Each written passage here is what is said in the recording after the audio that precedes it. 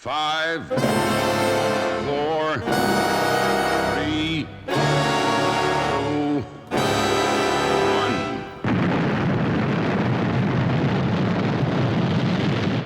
Thunderbirds are go.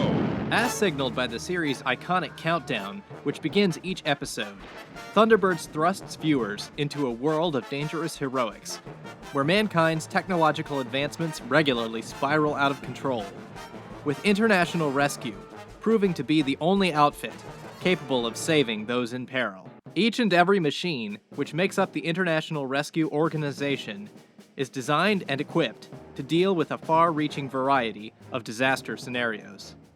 Every episode of Thunderbirds delivers an abundance of thrilling moments for the heroes' machines. Following on from series like Supercar, Fireball XL5, and Stingray, AP films' growing confidence in science fiction filmmaking and spectacular special effects enabled Thunderbirds to become one of Gerry Anderson's most heroically hardware-heavy productions.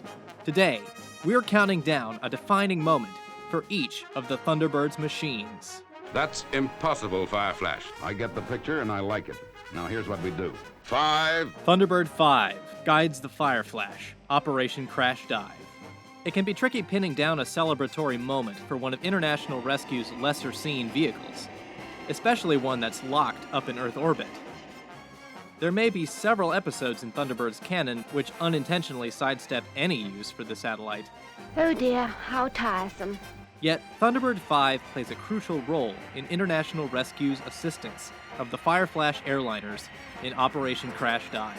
When several Fireflash craft are targeted by suspected sabotage, International Rescue steps in to help.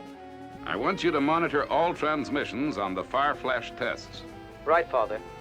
Nefarious saboteurs are scrambling the location of the Fireflash craft, the end result being that the eventual wreckage of the targeted craft is never found. Both aircraft and ship report search negative, sir. Fireflash 3 has just disappeared. However, Thunderbird 5, with Alan Tracy at the helm, That's odd. lends invaluable help in guiding the Fireflash craft piloted by Scott and Captain Hansen, ensuring that its location is continually tracked in an effort to uncover the mystery behind the attacks on the supersonic airliners. International Rescue eventually succeed in outing the aircraft espionage gang, which surely wouldn't have been possible without Thunderbird 5's guidance. 4. Thunderbird 4 locates Ned and Joe in Terror in New York City. Okay, I'll take it from here. Terror in New York City may be most famous for its hugely dramatic depiction of Thunderbird 2's accidental attack at the hands of the U.S. Navy. But it's surely Thunderbird 4 that deserves the praise. FAB? When overeager TV personality Ned Cook and his luckless yet faithful cameraman Joe become trapped under the collapsed Empire State Building, International Rescue suffer their trickiest challenge yet when they attempt a rescue with their heavy-duty transporter out of action. Nevertheless, Gordon Tracy eventually brings Thunderbird 4 to the disaster scene via a network of underground rivers beneath New York. So begins one of Thunderbird's most riveting action sequences, as Thunderbird 4 prowls along the cramped yet vast labyrinth of rivers, searching for a rapidly weakening Ned and Joe. Come on, Joe. Swim. All the while, the neighboring Fulmer Finance Building risks collapsing next, Which building is that? That one. which will send a cascade of further rubble that will surely finish off poor Ned and Joe once and for all. If only they can hang on just a few more seconds. Thunderbird 4 succeeds in finding the two men just in time, but not before the building's collapse sends Thunderbird 4 careering into the seabed. Covering Thunderbird 4 in rubble without actually showing the craft's successful getaway is an electrifying shot to end the rescue scene on. 3.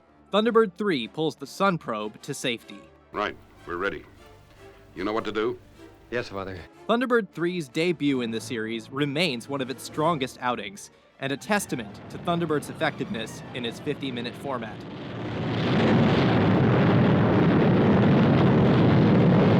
The ambitious Operation Sun Probe space program turns to disaster when the Sun Probe rocket becomes locked onto a collision course with the Sun itself. Unless we can fire the retros to make the rocket turn round, those 3 solar nauts are doomed.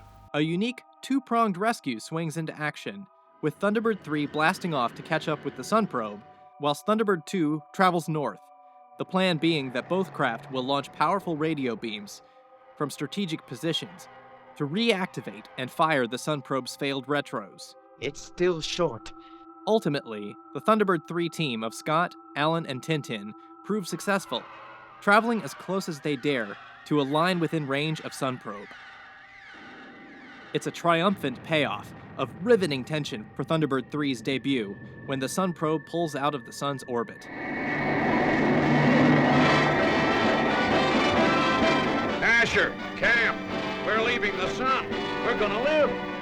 Only for Thunderbird 3 to suffer its own near-fatal collision with the Sun. With Virgil, Brains, and Brayman's ingenuity, Thunderbird 3 is eventually dragged off course, and the crew return to Earth as both heroes and survivors. I'm really proud of my international rescue team today. Cool. Thunderbird 2 slows down the runway cable car in the Cham Cham. Thunderbird 2's function as a transporter for international rescue's eclectic array of pod vehicles may mean that those smaller craft sometimes steal the spotlight. But the series still delivers plenty of thrills for everyone's favorite heavy-duty transporter craft. In the late Series 1 highlight, the Cham Cham, Lady Penelope, Parker, and Tintin journey to Paradise Peaks Hotel to investigate the Cass Carnaby 5, a pop group who may have a curious connection to the continued sabotaging of the RTL-2 air transporters.